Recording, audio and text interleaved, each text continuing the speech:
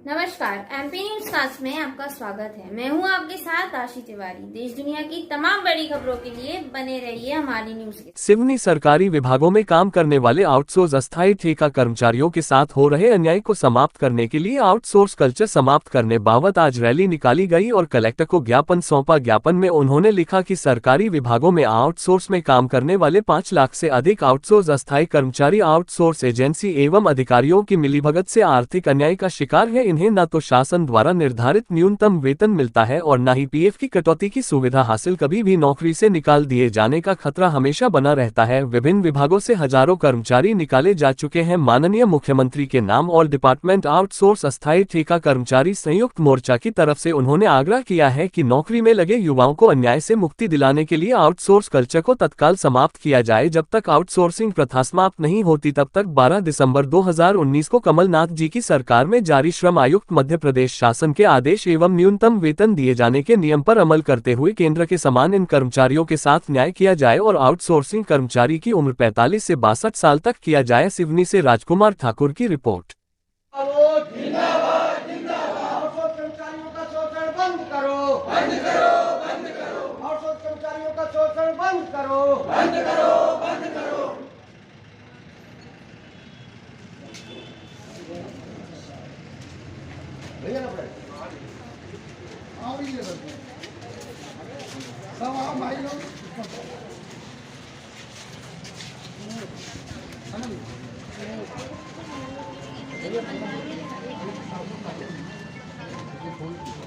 Sir ये ज्ञापन तो ठीक है, तमाम सारे ज्ञापन हम लोग देते रहते। मेरा आपसे आग्रह है, अनुरोध है। देखिए अभी हम लोग ने 18 दिसंबर को भोपाल में धरना प्रदर्शन किया। करीब 19 तारीख को श्रम विभाग के पीएस साहब ने 2 आदेश जारी किए। उन्हीं आदेशों के आधार पर आप यहाँ के स्वास्थ्य विभाग या दूसरे विभाग वहाँ जो आउटसोर्स कर्मचारी काम कर रहे हैं उनको मिनिमम वेज मिले। सरकार का जो मिनिमम वेज है जिसकी जानकारी आपके पास भी, पीएफ किसी का जमा नहीं होगा। अगर पीएफ किसी का जमा हो भी जाता है गलती से तो कंपनियां एम्प्लॉय का अंशदान भी जमा कर देती है, खुद का अंशदान नहीं करते। जबकि आदेश में खुद पीएस साहब ने लिखा है कि दोनों का 12-12% होना चाहिए। पीएसआई किसी का कोई कार्ड नहीं बना है किसी का।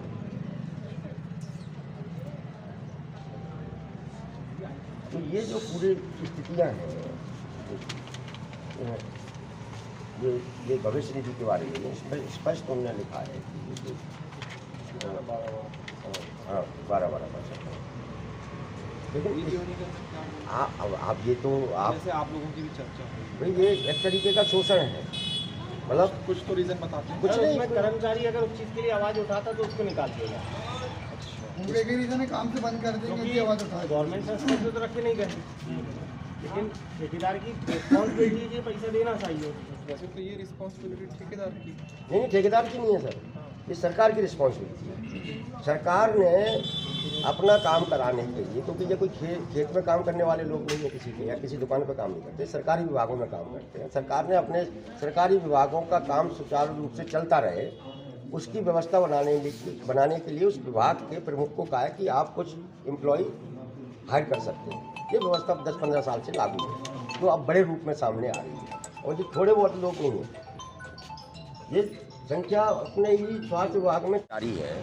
उनको एक तो न्यूनतम वेतन नहीं मिलता, उनका पीएफ जमा नहीं होता, किसी को पीएसआई कार्ड नहीं बनाया गया किसी को, जिसके कारण उनको इलाज की सुविधा नहीं मिलती है। हमने आज धरना दिया अम्बेडकर चौराहे पर, धरना देकर अभी ज्ञापन दिया और मांग की है कि आउटसोर्स कर्मचारियों की, तो इसमें बिजली विभाग और हॉस्पिटल यानी सभी विभागों का ऑल डिपार्टमेंट आउटसोर्स कर्मचारी है, उनके साथ बहुत अन्याय हो रहा है। और ये मध्य प्रदेश सरकार ने आउटसोर्स प्रथा लागू की है, हमारी लड़ाई इस प्रथा को समाप्त कराने की लड़ाई है। लेकिन न्यूनतम वेतन तक नहीं मिलता है।